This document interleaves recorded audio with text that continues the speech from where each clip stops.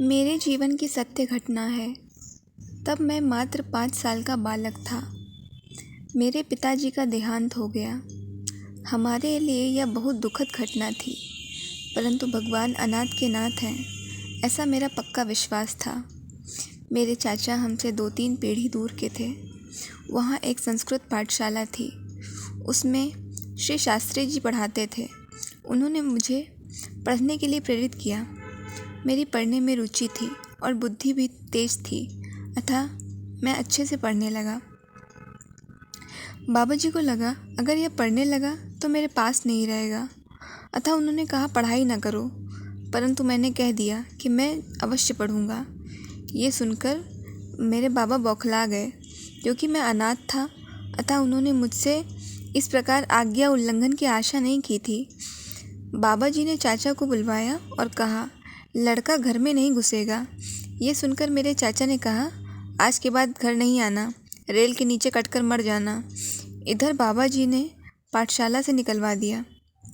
मैं बहुत छोटा 10 साल का बालक था। मैं अपने जींद शहर को भी अच्छी तरह से नहीं जानता था, परंतु अनाथों के नाथ प्रभु कोई न कोई रास्ता निकाल ही देते हैं। मेरा एक साथी विद्यालय छोड़कर जा रहा था। मैंने कहा, मुझे भी साथ ले चलो। उसने कहा, तेरे पास किराया है?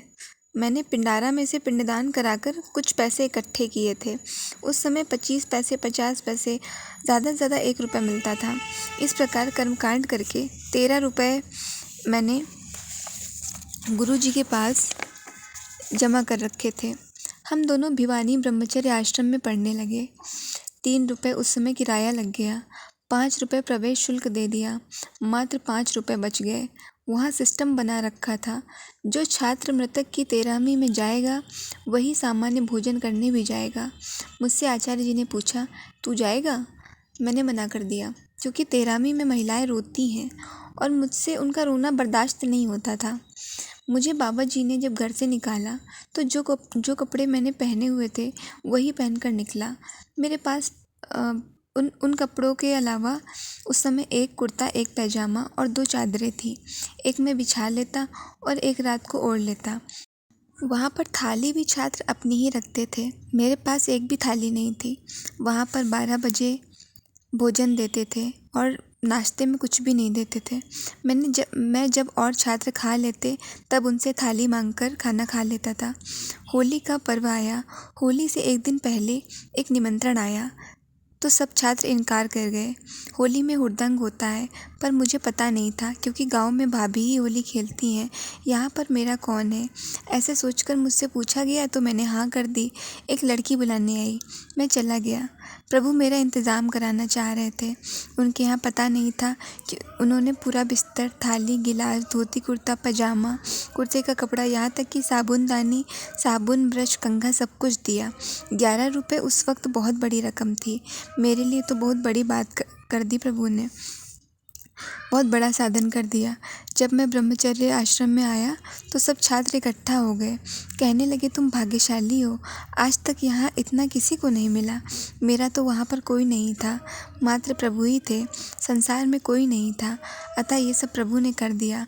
अब मुझे चिंता सताने लगी कि विद्यालय की छुट्टी होगी तो मैं कहाँ जाऊँगा।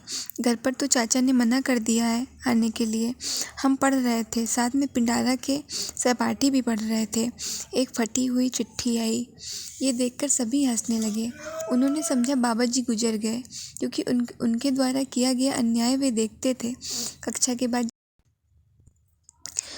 के बाद जब पत्र पढ़ा तो मैं रो पड़ा। बाबा जी नहीं, चाचा गुजर गए थे। चाचा नौजवान थे, लेकिन उनको हार्ट अटैक हो गया और वो मर गए। उस समय हार्ट अटैक गरीब परिवारों में नहीं होता था। भगवान ने मेरे घर का रास्ता खोलने के लिए चाचा को हटा दिया। मुझे ऐसा नहीं कहना चाहिए, पर जो उन्होंने किया उसके बाद मेरे मुंह से ऐसे ही शब्द निकलते हैं। अतः कभी किसी अनाथ के मन की दीवार नहीं बनना चाहिए। प्रभु कभी बर्दाश्त नहीं करते, वे उस दीवार को हटा ही देते हैं।